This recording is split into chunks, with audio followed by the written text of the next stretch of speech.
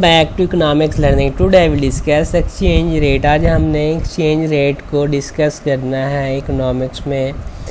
इसकी डेफिनेशन क्या ये है कि exchange rate the different type of money that are used among various countries are known as currency. जो मुख्तलिफ कंट्रीज़ है ना, वेरियस कंट्रीज़ हैं, फिर उनमें जो इस्तेमाल होने वाली मनी है ना, जो रकम है, उसको करेंसी के नाम से जाना जाता है कि वो करेंसी हैं पड़े। Each country has its own currency and the value of each currency is different. हर जो कंट्री है ना, उसकी अपनी एक करेंसी है पड़े, उसके अपने नोट हैं पड़े, अपने पैसे हैं, और उसकी वैल्यू जो है ना दूसरे कंट्री से अलग होती है। हर कंट्री की अपनी जो है ना वैल्यू होती है करेंसी की, दूसरों से मुख्तलिफ होती है। The term exchange rate refer to the rate at which one currency can be exchange for another. जो एक्सचेंज रेट होता है ना, ये रिफ़र कर रहा होता है एक कंट्री की जो करेंसी होती है दूसरे कंट्री जो होता है ना उसके साथ जो एक्सचेंज होता है ना, कि एक कंट्री के इतने पैसे होंगे तो दूसरे कंट्री के इतने होंगे, तो इसको क्या कर रहा होता है, एक्सचेंज कर रहा होता है। For example if country A जो है ना currency is worth more than country B currency. अगर जो कंट्री ए है ना उसकी जो करेंसी की वैल्यू है ना वो कंट्री बी जो है ना करेंसी जो है ना कंट्री बी की करेंसी उससे ज़्यादा है पड़े, then the exchange rate will be higher for country A. जो कंट्री ए है पड़ा ना उसके लिए जो एक्सचेंज रेट है ना वो हायर होगा। This means that it takes more of country B currency to buy the same amount of currency A country. इससे ये इसका मतलब ये हुआ कि जो कंट्री ए है ना उसकी करेंसी की इतनी ही मिकदार ख़रीदने के लिए जो कंट्री बी है ना उसकी करेंसी का ज़्यादा हिस्सा लगेगा, उसको ज़्यादा पैसे दे के कंट्री ए से कम पैसे लेना पड़ेंगे। ज़्यादातर जो ज़र मुबादला होता है ना, जो एक्सचेंज रेट होता है ना, उसकी शरई जामिद नहीं होती बल्कि भाव की मुस्तकिल हालत में रहती हैं, मतलब मुसलसल वो उसमें चेंज आता रहता है।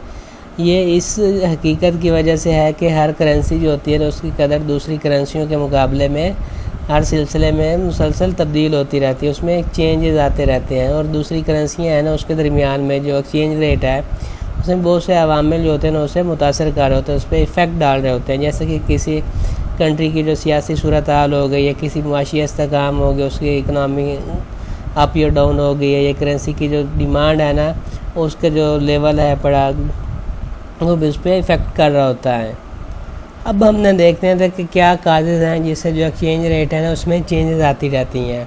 जैसे कि हम पहले जो उसमें डेफिनेशन किया उसे एक्सप्लेन किया, तो उसमें देखा है कि बहुत सारे मामले हैं जो शरह मुबादला को तब्दील करने का सबब बन सकते हैं, जिनमें से बहुत से मामले हैं जैसे कंट्री के लिहाज से मखसूस हैं, जबकि दीगर जो बैन इंटरनेशनल होते हैं उसके दायरा कार में आलमी हैं पड़े। अवामिल की कुछ मिसालें जो शरह मुबादला में तब्दीली का सबब बन सकती हैं। तो इसमें फ़र्स्ट है पॉलिटिकल फैक्टर, जो सियासी अवामिल होते हैं। किसी भी कंट्री की जो गवर्नमेंट है पड़े उसकी या पॉलिसियाँ होती हैं उसमें चेंजेस आते हैं, इसकी करेंसी की कदर में क्यों भी मुतासर कर सकती हैं। मिसाल के तौर पर अगर किसी की भी कंट्री की जो गवर्नमेंट है गैर मुस्तहकम है, उसमें मुसलसल चेंजेस आते रहते हैं, तो ये सरमायाकारों जो होगी ना कंट्री की करेंसी को फ़रोख्त करने का बायस बन सकता है, जिसकी वजह से इसकी जो कदर है ना वैल्यू है वो डिक्रीज़ हो सकती है। तो नेक्स्ट है पड़ा इकोनॉमिक फैक्टर। इसके अंदर जो है ना किसी भी कंट्री की जो होती है ना इसकी अहम तरीन अवामिल में से एक है जो इसकी करेंसी का किस कदर का तयन करने में मदद में करते हैं। ये अगर किसी भी कंट्री की जो इकनॉमी है ना वो मजबूत है तो ये आम तौर पर इसकी करेंसी की कदर में इजाफे का बायस बनेगा।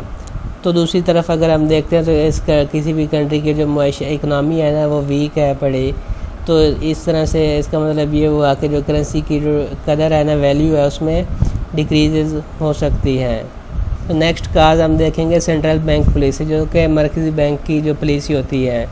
इसमें ये पॉलिसियाँ जो बनाते हैं तो उसमें चेंजेस भी आती रहते हैं, तो उसमें शरह मुबादला जो होते हैं ना एक्सचेंज रेट उसको मुतासर कर सकती है। मिसाल के तौर पर अगर कोई भी मरकज़ी बैंक का स्टेट बैंक है पड़ा तो उसमें सूद बढ़ाता है, तो ये आम तौर पर दीगर जो करेंसी होते हैं उसके मुकाबले में करेंसी में इजाफे का बायस बनेगा। तो नेक्स्ट है सप्लाई एंड डिमांड।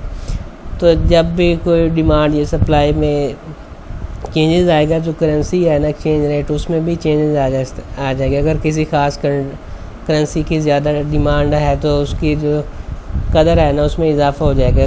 जिसकी डिमांड बढ़ जाएगी करेंसी की, उसकी जो वैल्यू है ना उसमें भी इजाफा हो जाएगा। अगर इसी तरह हम देखेंगे उसकी डिमांड है उसमें कमी आ रही है तो उसकी जो वैल्यू है ना उसमें भी कमी आ रही होगी।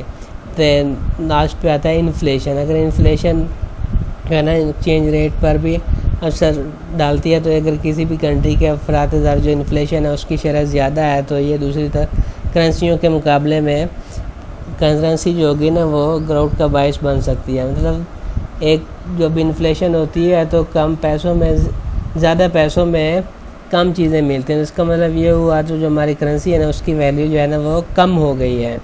तो ये था आज का हमारा लेसन। Thank you.